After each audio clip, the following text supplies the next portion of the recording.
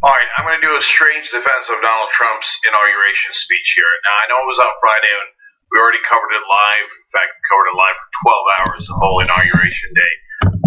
But I got a little annoyed at the mainstream media coverage of it, so I wanted to do this video. So, don't get me wrong, it's not like I like the speech.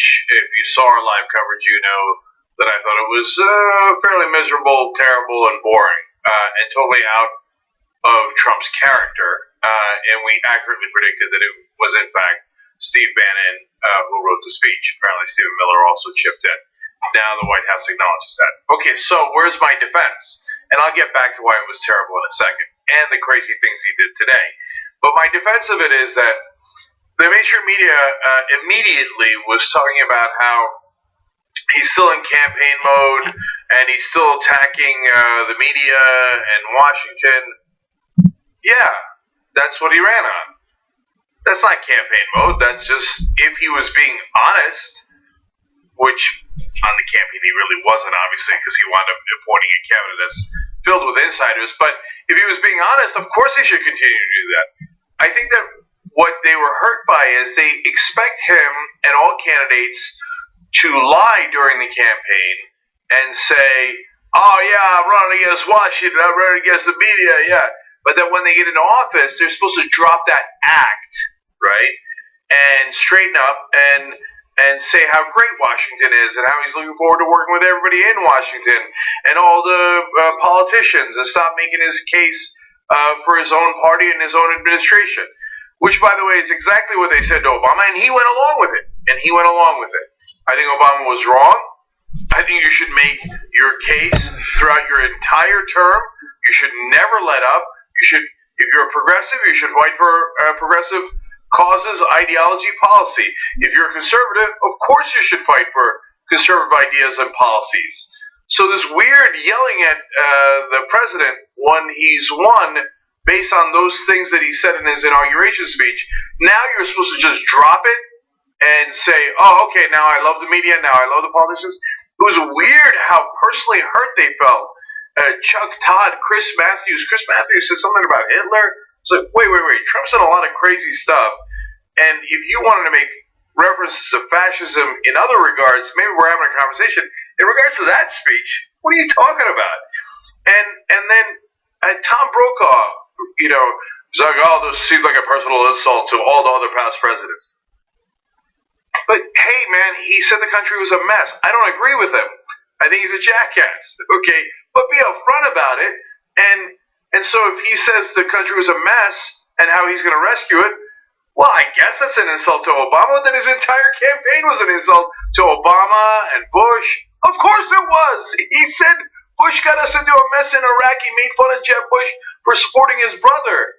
Like, I guess the media assumes that everyone who runs for office is a liar, but they don't tell you that. When they're running for office, the media doesn't tell you that. The media goes along with all the lies. Oh, yes, of course, Washington, talk of Washington being corrupt, of course, yes, we understand that. Then when you get into office, they expect you to drop the act and do right. Remember, media is awesome, the rest of the politicians are awesome. Someone else, one of the other pundits said, this seems like an insult to all the other Republicans because he continues to criticize politicians. Wait till you get a load of me. Okay, so if we get real progressives in office, will we could continue to criticize Washington and corruption and politicians and the mainstream media? Of course we will, because we weren't lying. Now, if you want to know what I thought of the speech outside of this nonsense criticism by the mainstream media, as I said on day of, so dry, right? And he's not good at reading from a teleprompter. Don't make him do it. Look, the reason people voted for him is part of the reason is that they found him entertaining. So, we're not winning anymore. We got to be winning. With me, we're going to win so much it's going to make your head spin. Yeah, he sounds like an idiot when he says that, but people like that. They're amused by it. They like that kind of talk. When you make him read off a prompter from a speech that someone else wrote, and like I said, they've already acknowledged now that somebody else wrote it, it makes him look like a stiff. It makes him look like a fake, a phony, and he's not very good at it. So Obama's great from reading from a prompter. By the way, all the presidents read from prompters. That was an absurd criticism they had of Obama. And I'm not saying like Trump's like the first guy to read from a prompter. No, Obama did it. Reagan did it. Bush did it. Every one of them does it, right? But Reagan was a lot better at it because he's an actor, and Obama is smooth, so he was good. Trump's like, and now Steve Bannon has written that I should say the country is rusting. It's rusty. It's rusty. I'm rusty. Oh God, golly gee. Okay, just unleash him. And so now, look. At the same time, like I said, those ideas are. We're not. The country's not winning with Trump's ideas. He won the election, but right now he's of course very unpopular, and those ideas about how when you do more nationalism. Look, anyway, you know that I disagree with those policies. Okay, now finally, Sean Spicer goes out today, and he at the White House.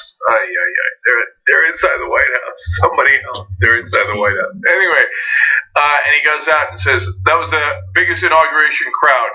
Period. Dude, you're so embarrassing.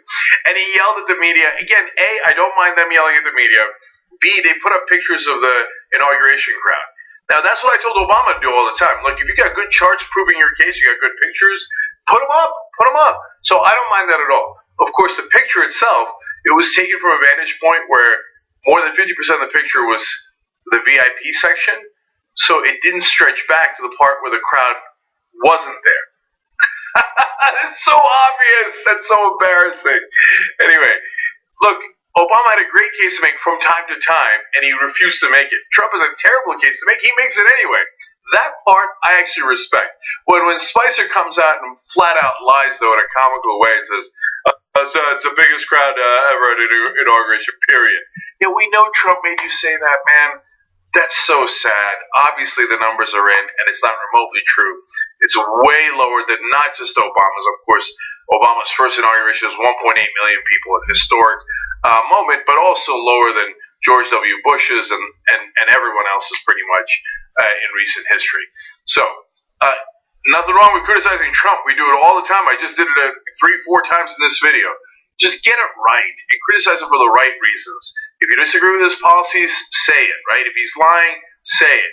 But when you go out there and you feel hurt, your feelings are hurt because he attacked the media and your buddies who are politicians that you share drinks with in the cocktail circuit. Well, that's not the right way to criticize him, and it's super annoying.